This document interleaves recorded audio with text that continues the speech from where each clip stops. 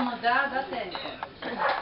Não, eu tô sentindo uma coisa redonda aqui. Ah, ó, o mais escuro que eu tinha era esse.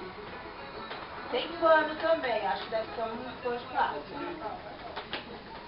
Então. Mas não é olho vendado? Não, não é olho vendado, filha. Mas eu não... Não tem graça.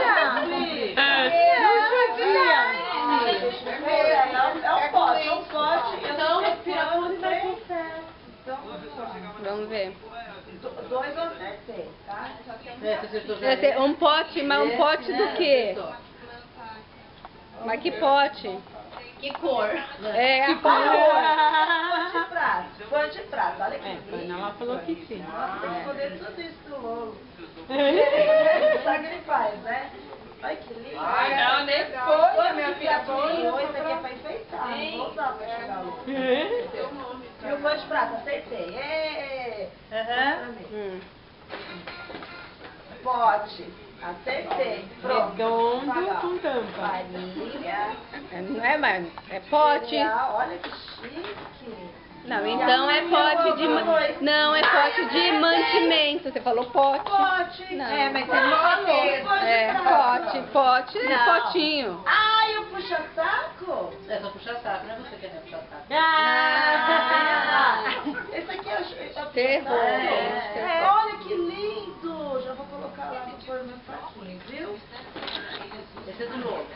Fui tirar uma foto aqui que nem você tá fazendo outro dia, tirei com meu dedo na frente. Todas as fotos que eu saí, sai com meu dedo na frente. Ah, tem Aí eu assim. falei, você é dele. Nossa, Então, mas saiu no meu também. olha que lindo. Nossa, maravilhoso. É pulou. Nossa, cuidado com ele pula. Presta atenção, Toby. Viu? Acertei. Sabe? Ah, eu só errei duas coisas. Mas não acertou tudo. Ele quer ver. Mas a gente tá... Bota uma pontinha, tá bom. Olha, São São três. Agora você faz um coração, uma flechinha. Dois. Isso, dois.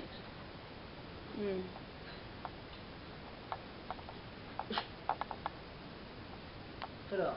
O que eu dando pra mim dela?